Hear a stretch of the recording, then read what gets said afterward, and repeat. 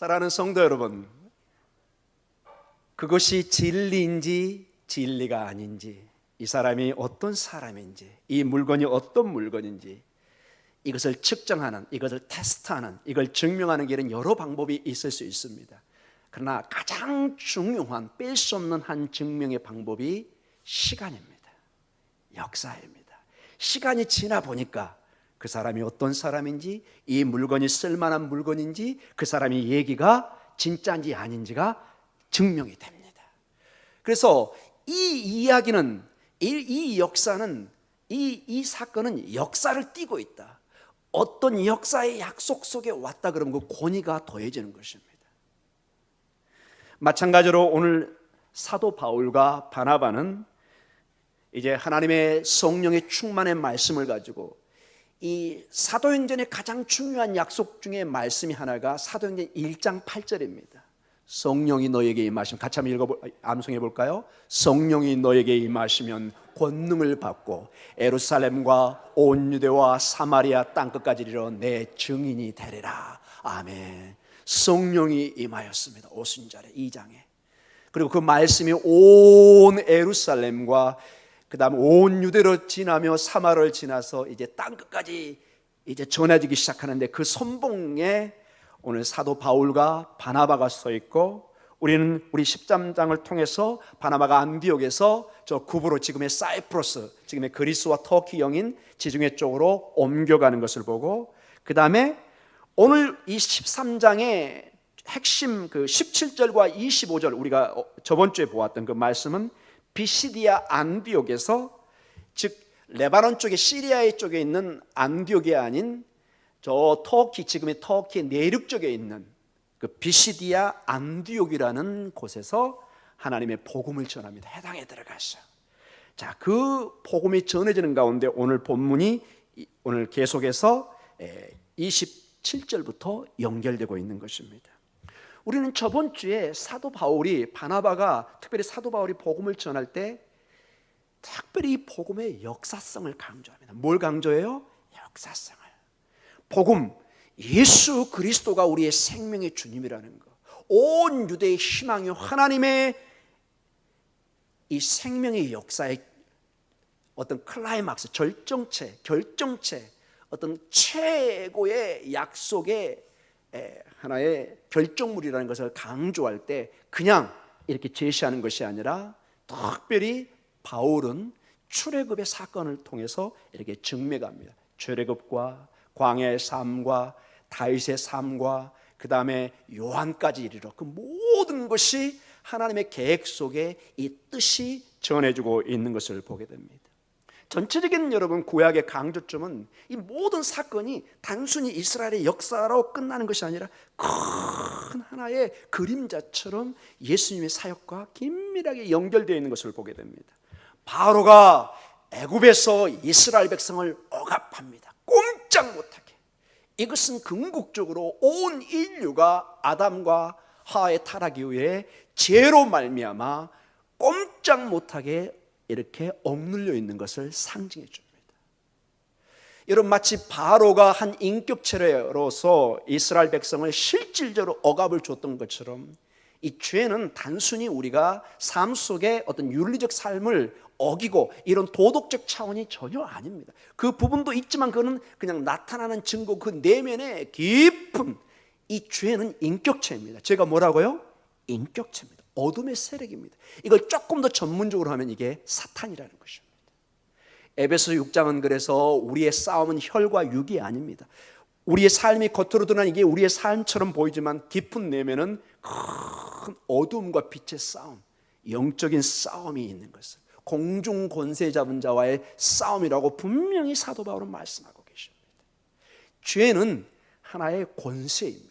인격을 가진, 우리를 명령하고 우리를 타락시키고 우리를 복음에서 멀어지게 하고 세상만을 바라보게 하고 우리를 죽음으로 인도해가는 하나의 힘을 가진 인격체입니다.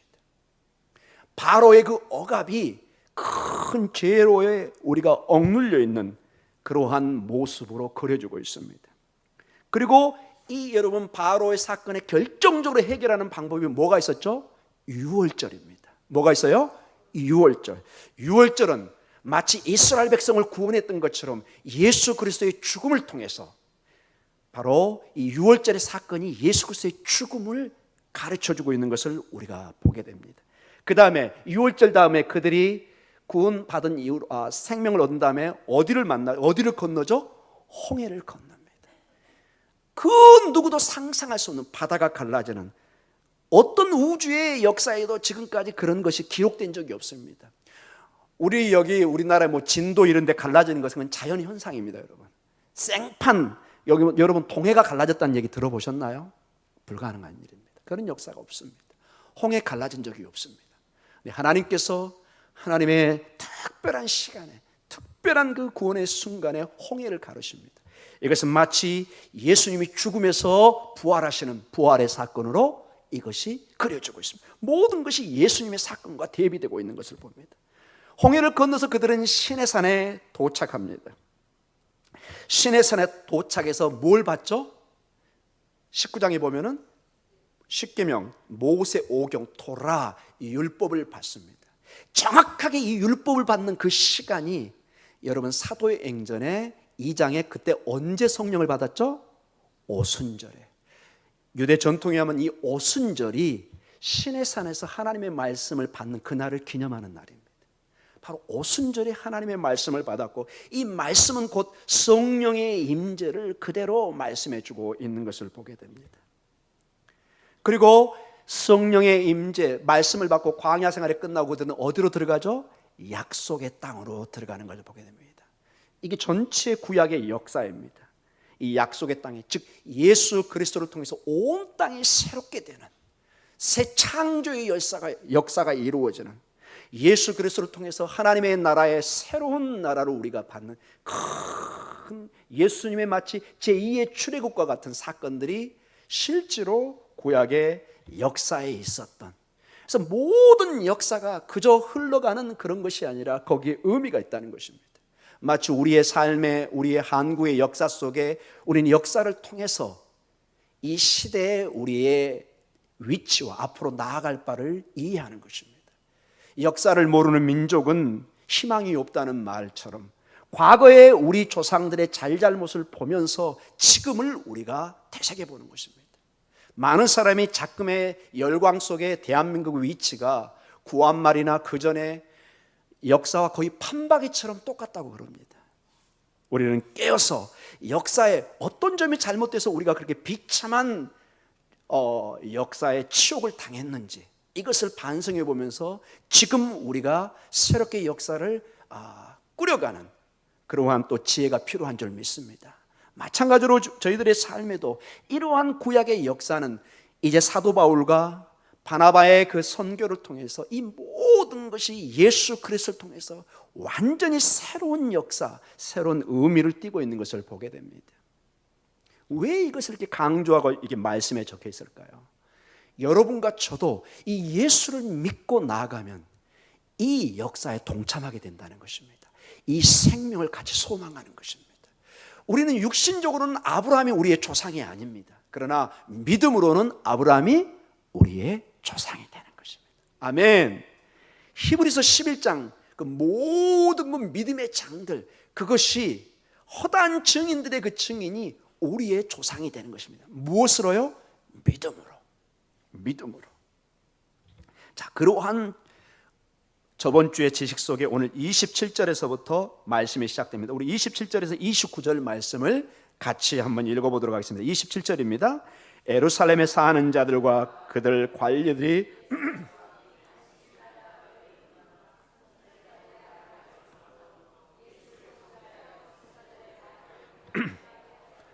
죽일 죄를 하나도 계속 읽습니다.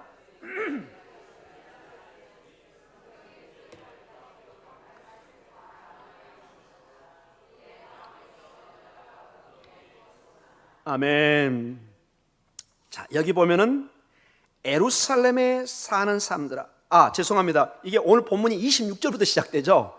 제가 하나를 놓쳤네요. 26절에 보면은 이런 말씀입니다. 형제들아, 아브라함의 후손과 너희 중 하나님을 경외하는 사람들아, 이 구원의 말씀을 우리에게 보내셨거늘. 자, 그 당시에 회당의 구성원이 여러 구성원이 있지만 대부분 중요한 두 구성원으로 되어 있다고 그랬죠. 하나님을 믿는 원래 유대인들이 있습니다. 그 사람들이 아브라함의 후손이라고 부릅니다. 그 다음에 뭐라고 나오죠? 하나님을 경외하는 사람들아. 이방인 중에 아직 유대교로 개종이 안 된, 그러나 하나님을 예비하는 사람들, 이 사람들을 God-fearing people, 여기 보면 경외하는 사람들, 즉 이 지금 회당에 유대인과 이방인이 섞여 있는 것을 오늘 이 본문을 통해서 알 수가 있습니다. 근데 동시에 이들에게 오늘 구원의 말씀을 우리에게 보내셨거늘, 나 사도에게 이 복음, 방금 전에 얘기했던 그 구약의 모든 역사가 한 복음을 지향하는 것입니다. 기쁜 소식, 기쁜 소식, 하나님의 기쁜 소식이 있는데, 먼저는 로마의 황제가 우리의 주가 아니라 이 예수님이 우리의 주고, 구약의 모든 율법도 그 무엇도 이룰 수 없는 하나님의 의, 하나님의 구원, 생명을 이루실 그 결정체가 메시아이신 예수 그리스도라는 이 구원의 말씀을 우리에게 보내셨다고 그럽니다. 그리고 오늘 27절로 말씀이 오늘 29절까지 이루어지는, 제가 거기까지 단락을 나눈 게 그들의 문제점이, 조상들의 문제점을 사도 바울이 하나씩 지적합니다. 자, 이 기쁜 소식, 하나님의 비밀, 이 복음이 역사 가운데 전해지는데 그들은 어떻게 반응했느냐가 오늘 본문에 나옵니다. 27절에 보니까 예루살렘에 사는 자들과 그들 관리들이 예수와 및 안식일마다 외우는 바 선지자들의 말을 뭐라고 그러죠? 알지 못합니다. Do not realize. 깨닫지를 못합니다. 이게 무슨 말인지 이해를 못해요. 이 놀라운 사건을 듣는데 이게 무슨 말이지? 이게 어떻게 이 사건과 예수와 메시아가 연결되지? 이걸 깨닫지를 못합니다. 깨닫는 여러분은 복된 줄 믿습니다. 이거는 마치 베드로에게 주신 말씀과 동일합니다. 주는 그리스도요 살아계신 하나님의 아들입니다. 시몬아 베드로야, 이건 네 인간의 육신의 지식으로 나온 것이 아니라 하늘 아버지가 너에게 주신 것이다. 복되다고 얘기합니다. 이 우주의 비밀을 베드로가 뱉었는데 이게 베드로의 지식이 아니라 아버지 하나님이 그 안에 주신 하나님의 은혜라는 것이죠. 지식이라는 거죠. 근데 이거를 대부분이 알지 못합니다. 알지 못하니까 둘째로 그들이 어떻게 하느냐, 27절에 알지 못함으로 예수를 어떻게 하죠? 정죄합니다. 판단합니다. 예수님을 나중에 죽이도록 정죄합니다. 그분을 알지 못하니까 이제 정죄하는 그러한 사건으로 연결이 됩니다.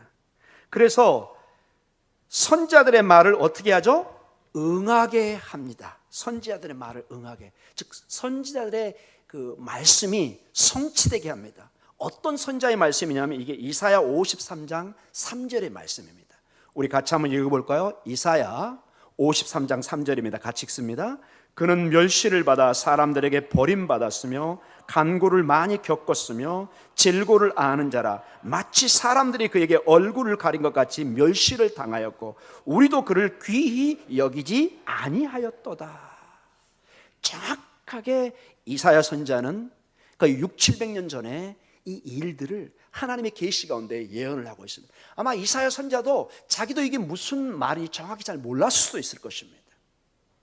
그러나 수백 년이 지난 다음에 이것이 그대로 성취를 됩니다.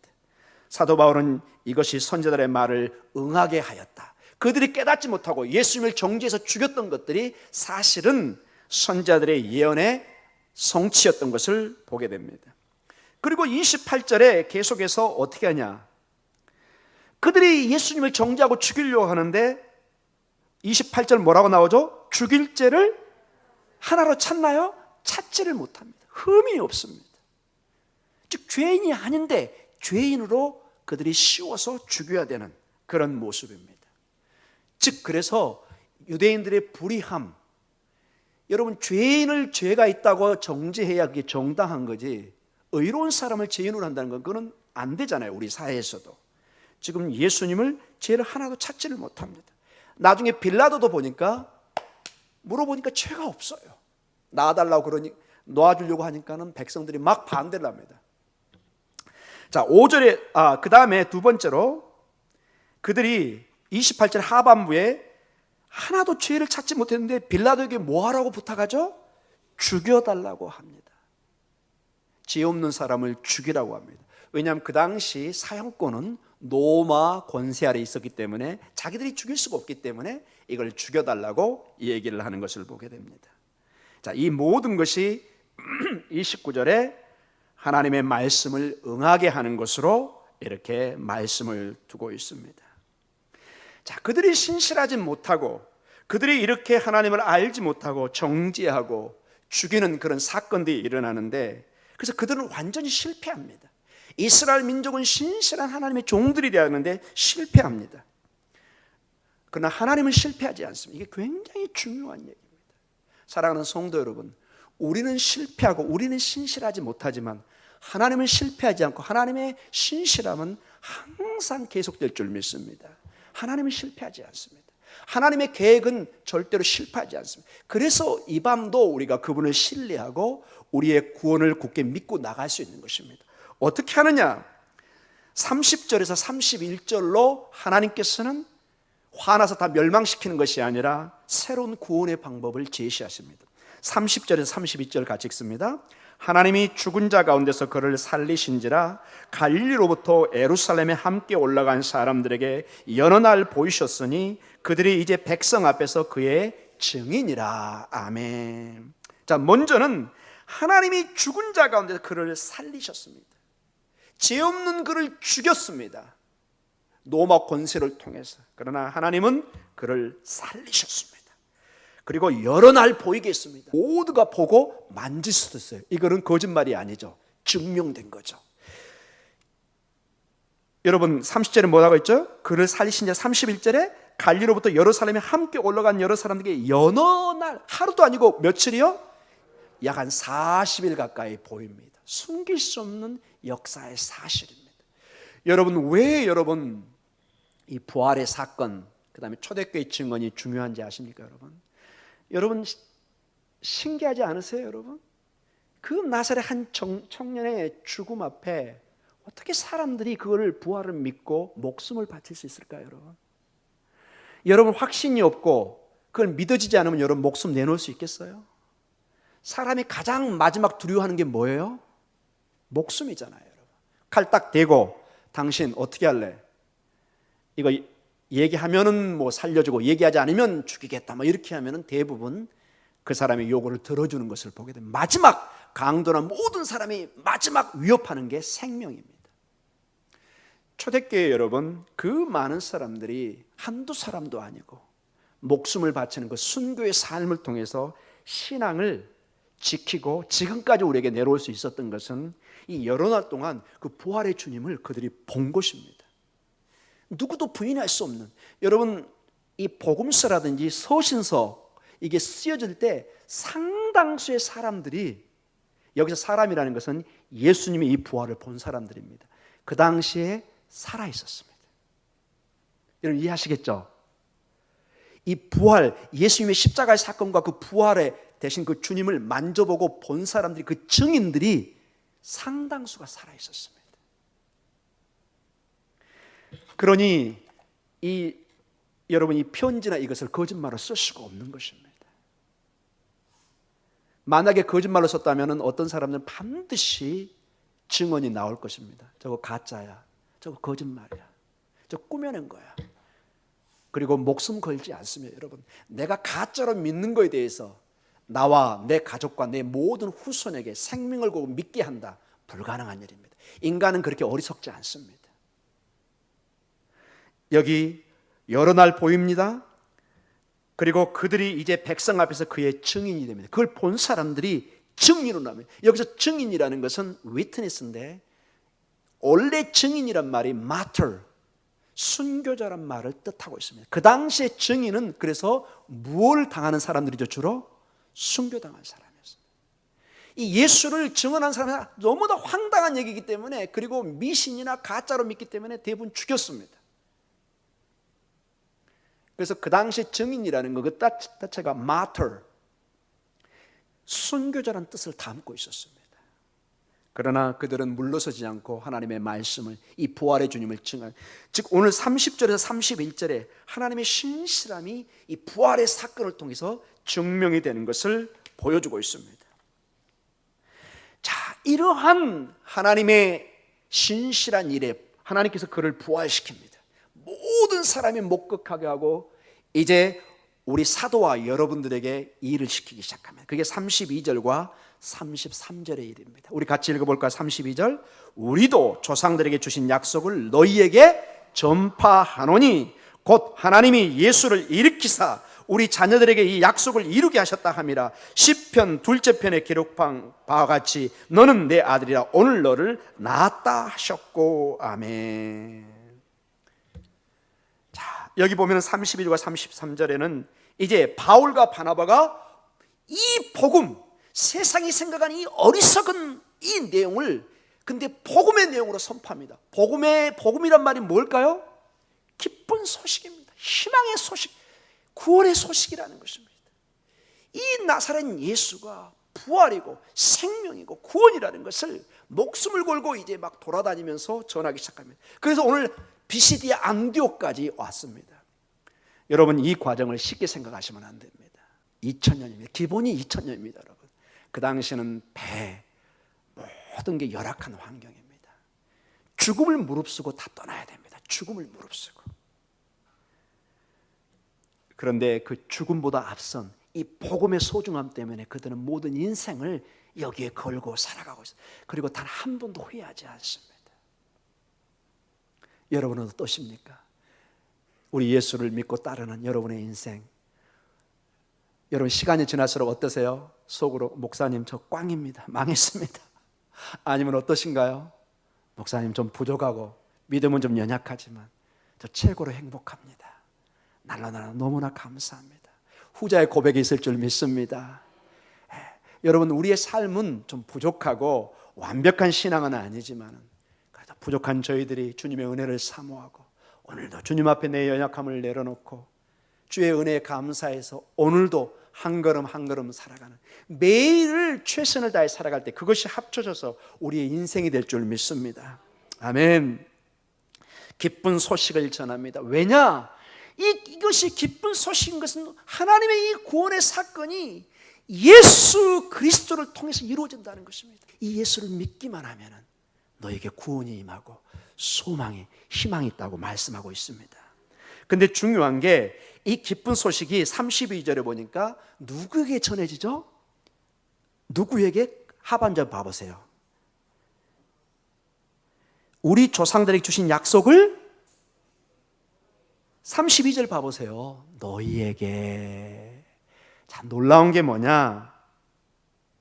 이게 우리 조상 유대인에게만 주어진 것이 아니라 여기서 너희는 주로 누굴 얘기할까요? 이방인들, 바로 여러분과 저에게 주어졌다는 것입니다. 하나님이 정말로 선지자들을 보내고 바울을 보내게 해서 그 발이 부르터지고 그 우리의 믿음의 선배들이 죽음을 걸고 전하는 것이 딱 하나밖에 없어요. 예수 믿으십시오. 그 예수, 그 복음이 오늘 우리에게까지 전해지고 있습니다. 그런데 세상 것이 채워지면은 여기서 너무 많이 살면 한국이 별 의미가 없어 보여요. 맨날 문질터성이고 그 불만이 많은 것처럼 보인 것처럼 너무 교회 생활을 그냥 편하게 하다 보면은 복음이 뭔지 그냥 너무 약해져 있는 우리 신앙을 때로는 보게 됩니다. 다시 한번 이 기쁜 소식이 정말 여러분에게 기쁜 소식이 될 줄 믿습니다. 복음은 어제나 오늘나 영원토록 기쁜 소식입니다. 항상 뜨거운 감자처럼 고구마처럼 맛있는 것입니다. 확 와닿나요, 여러분? 복음은 어제 지났기 때문에 오늘 별로가 아니라 항상 뜨겁습니다. 왜냐? 예수의 피는 살아있는 피입니다. 죽어있는 피도 아니고 얼음장처럼 차갑지도 않습니다. 항상 우리의 심장에 당장 필요한 뜨거운 피입니다. 오늘 예수의 피로 하나님이 우리에게 수혜를 주셨습니다. 우리 안에 예수의 생명이 살고 있습니다. 여러분 힘내시기 바랍니다. 예수의 이름으로 나는 오늘도 담대하게 살리라. 아멘. 나 때문이 아니라, 내 힘이 아니라, 나의 근거한 것이 아니라 우주의 주인이고 이 하나님이 오늘 그렇게 살라고 우리에게 명령하고 있습니다. 사랑하는 내 아들 딸들아, 내가 너에게 이 기쁜 소식 복음을 주었다. 교회는 찬양하는 곳입니다. 감사하는 곳입니다. 죽었던 생명이 다시 살아나는 곳입니다. 희망을 찾는 곳입니다. 여러분의 온 몸으로 반응해 주시기 바랍니다. 그것이 안 된다면 주의 성령에 기도하십시오. 사도 바울도 바나바도 목숨을 걸고 이 복음을 전했던 것처럼 이 복음이 그렇게 귀하다면 오늘 나에게 기쁨으로 생명으로 일어나게 해 주시옵소서. 이게 여러분 기쁜 소식이 이게 유대인에만 전해진 것이 아니라 너희에게, 여러분과 저에게 전해졌다는 것입니다. 이 생명을 하나님이 이방인 우리에게도 나눠주고 있다는 것입니다. 얼마나 감사합니까? 이스라엘의 전통을 보니까 이 복음이 이스라엘만 갇혀 있어야 되는데 놀랍게도 이 다윗의 복음이, 이 메시아의 복음이 온 세상에 너희들에게 전해지고 있다는 것입니다. 복음의 이 음료수가, 이 복음의 빵이, 떡이 온 너희들에게 전해지고 있다. 이것을 너희에게 전한다고 말씀하고 있습니다. 오늘 그리고 34절로 말씀이 연결됩니다. 같이 읽습니다. 또 하나님께서 죽은 자 가운데서 그를 일으키사 다시 썩음을 당하지 않게 하실 것을 가르쳐 이르시되 내가 다윗의 거룩하고 미쁜 은사를 너희에게 주리라 하셨으며. 아멘. 자, 다시 이렇게 세우시는 부활을 강조해 주고 있습니다. 이 부활의 사건이 참으로 놀라운 것을 보게 됩니다. 그래서 다윗의 거룩하고 미쁜 신실한 은사를 너희에게도 준다. 이방인 너희에게도 준다고 말씀하십니다. 이게 이사야 55장 3절의 말씀의 성취입니다. 같이 한번 읽어볼까요? 이사야 55장 3절입니다. 너희는 귀를 기울이고 내게로 나와 들으라. 그리하면 너희의 영혼이 살리라. 내가 너희를 위하여 영원한 언약을 맺으리니 곧 다윗에게 허락한 확실한 은혜이니라. 아멘. 여러분, 이사야 시대하고 다윗 시대는 큰 차이가 있잖아요. 몇백 년의 차이가. 근데 여기 다윗에게 허락한 확실한 은혜라고 그럽니다. 이건 사실을 사무엘하 7장 15절에 16절 나단 선지자를 통해서 다윗에게 영원한 왕국 언약을 약속합니다. 그 말씀에 근거해서 사무엘하 7장 이 말씀을 통해서 드디어 메시아라는 개념이 구체적으로 이루어지기 시작합니다. 이 신실한 역사가 오늘 너희에게 이루어지고 있다고 말씀하고 있습니다. 우리가 35절과 36절로 말씀이 계속되고 있습니다. 같이 읽습니다. 35절. 또 다른 시편에 일렀을 때 주의 거룩한 자로 썩음을 당하지 않게 하시리니 하셨느니라. 다윗은 당시 하나님의 뜻을 따라 섬기다가 잠들어 그 조상들과 함께 묻혀 썩음을 당하였으되 하나님께서 살리시는 이는 썩음을 당하지 아니하였나니. 아멘. 자, 이 시편의 말씀은 참으로 중요합니다. 35절에서 37절 말씀은 굉장히 어떤 그 역설적인 게 나옵니다. 여러분, 메시아 그러면 다윗 왕이죠. 그렇죠? 다윗 왕이 메시아의 원조입니다. 다윗을 통해서 하나님이 약속을 하셨습니다.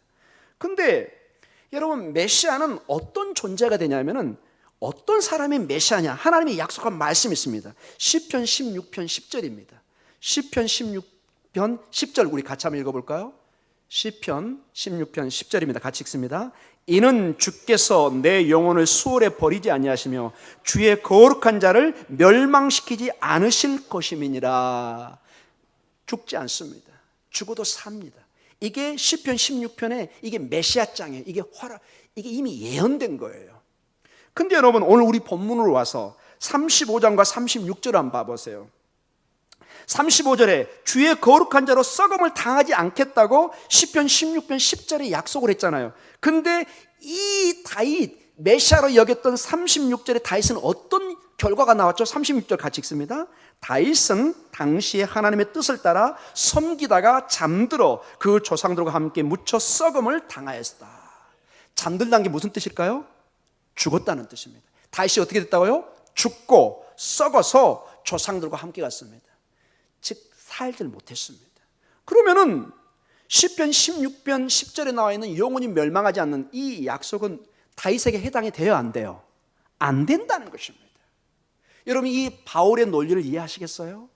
다윗이 메시아는 메시아인데 영원히 썩지 않는 이 약속의 말씀이 다윗에게는 성취가 안 되고 37절로 새로운 메시아에게 이게 성취된다는. 37절 한번 볼까요?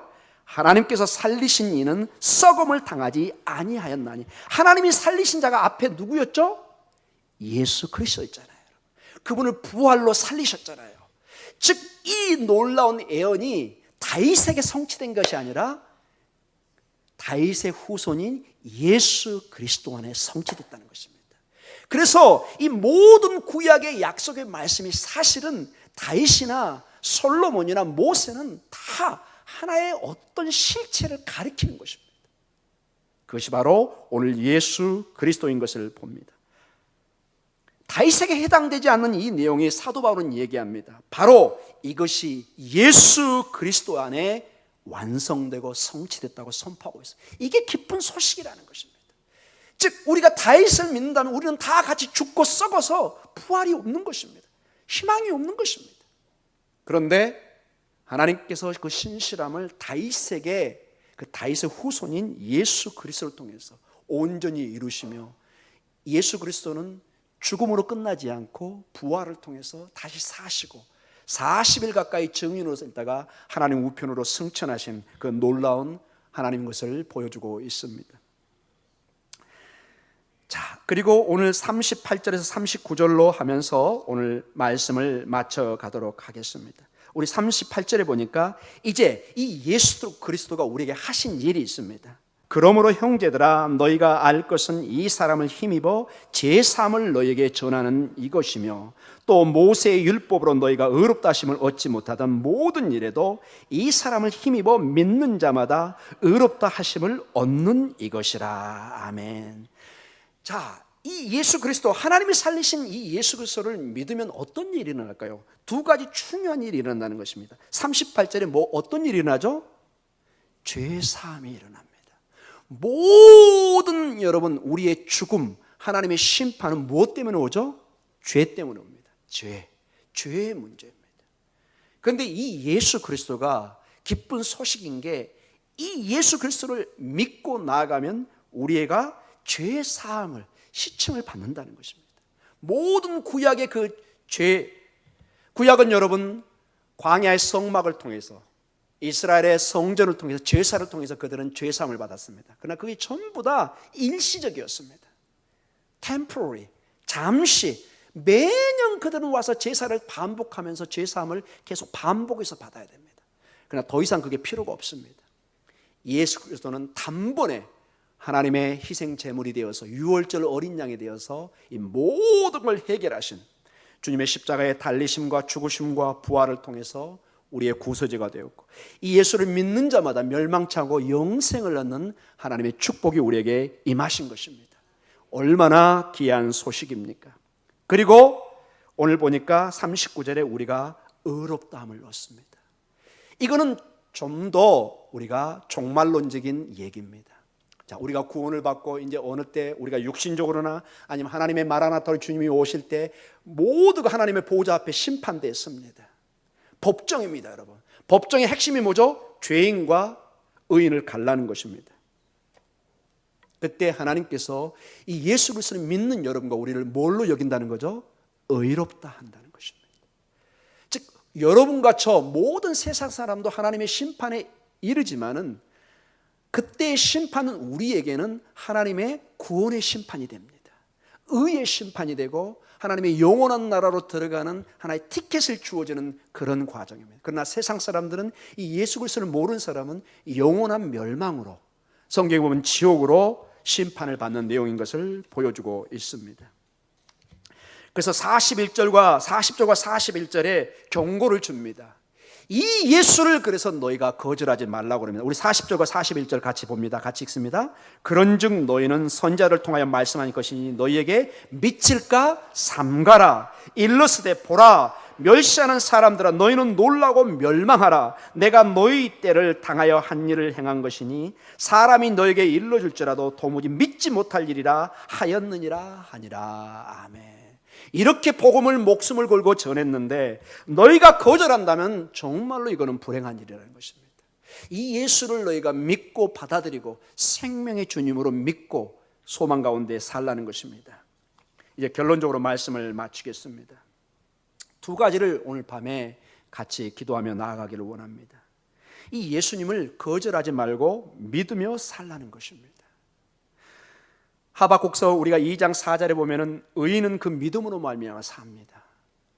오직 우리가 의인이라는 것, 하나님의 의로움을 입는 것은 이 예수 그리스도를 믿고 사는 것인 것을 우리에게 가르쳐주고 있습니다. 예수 그리스도 안에 우리의 생명과 의됨과 모든 축복의 근원이 있는 것을 우리는 믿습니다. 수많은 그 당시에 어리석은 사람처럼 이 복음을 거절하는 것이 아니라 여러분과 또 우리의 가족들이 마치 여호수아의 고백처럼 너희는 지금 선택해라. 그러나 나와 내 집은 여호와 하나님을 선택하고 믿고 따르겠다. 여러분의 고백이 되시길 바랍니다. 둘째로 이 예수 그리스도 안에 새 창조의 길이 열립니다. 이사야 55장 1절에 이런 말씀이 있습니다. 우리 이거 읽고 같이 들어가겠습니다. 같이 읽습니다. 이사야 55장 1절입니다. 오라 너희 모든 목마른 자들아 물로 나오라. 돈 없는 자도 오라. 너희는 와서 사 먹되 돈 없이 값 없이 와서 포도주와 젖을 사라. 오라 너희 공고한 자들아, 다 목마른 자들아, 내게 와서 이 생명수를 마시라고 말씀하십니다. 주님을 거절하는 것이 아니라 예수님 앞에 나와서 나는 living water, 나는 살아있는 생수다, 살아있는 물이다, 나는 생명의 떡이다, 나는 길이요 진리요 생명이라고 말씀하십니다.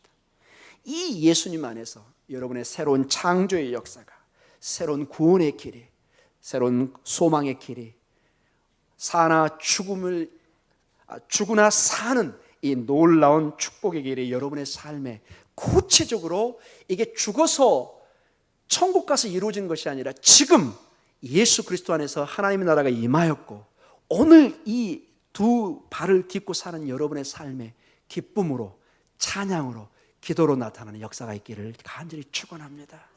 여러분의 삶이 지금 나타나야 됩니다. 지금 이 밤에 기쁨의 소식으로 와닿는 역사가 있기를 간절히 기도합니다. 우리 시간에 기도하는 시간을 갖도록 하겠습니다.